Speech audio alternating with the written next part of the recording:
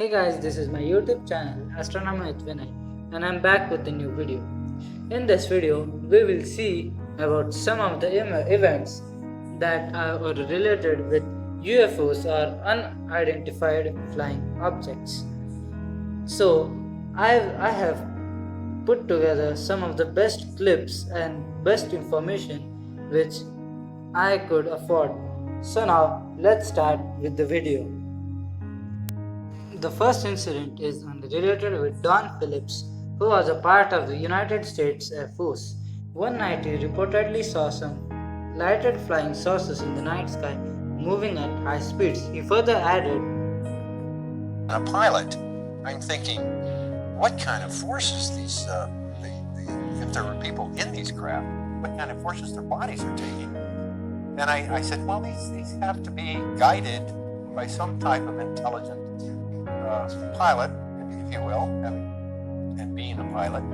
And I thought, wow, how long will this go on? So it went on, apparently, from my point of view, for about another 90 seconds. And then all of a sudden they seemed to group from what would be hundreds of miles in the sky to the east or to the west. And they came into a circle, rotated in a circle, and then disappeared. The next incident dates back to 1960s when the US was planning for the 1969 lunar mission. Sergeant Carl Wolf, the NSA employee, with the help of satellites forming images of the moon, searched for a suitable place to land humans in 1969. The man who was creating images said him that, by the way, we've discovered a base on the backside of the moon. I said, whose?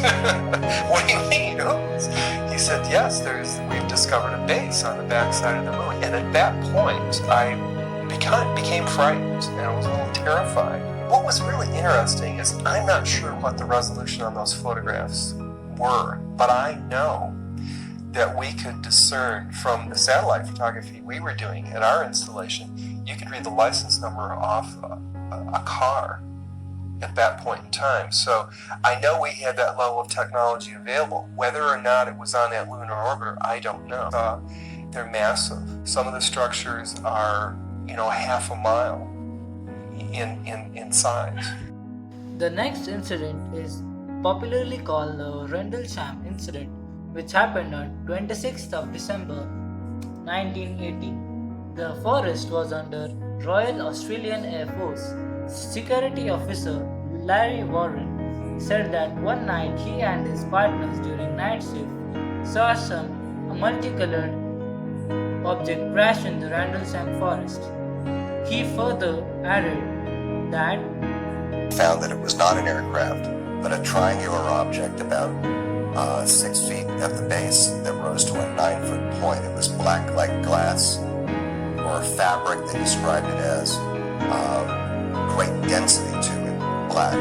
They didn't know if it was on a tripod or on legs of some sort, but it had multicolored lights around it. Each of these individuals have given somewhat conflicting statements as to their perception of what they were looking at. It felt warm to a degree, and the texture of glass, almost the consistency of particles. And they sensed there was movement within through this opaque kind of glass.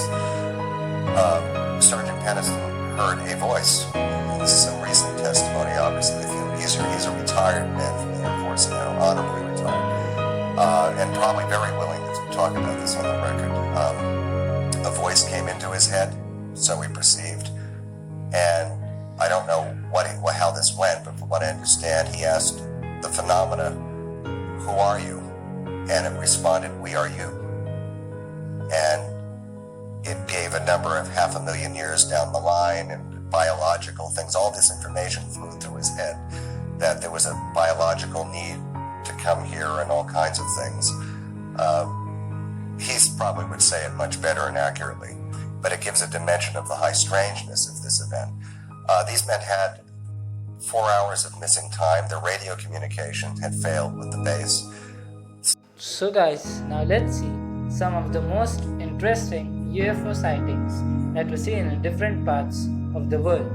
Let's see one by one. So guys, in this clip we can see the UFOs making the crop circles clearly.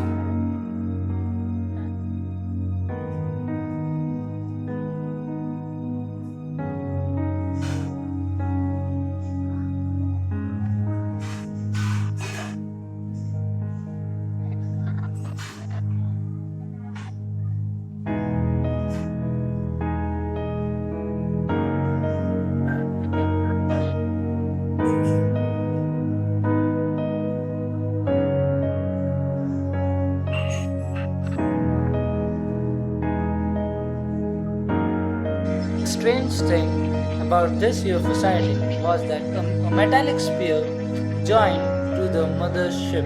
That is interesting.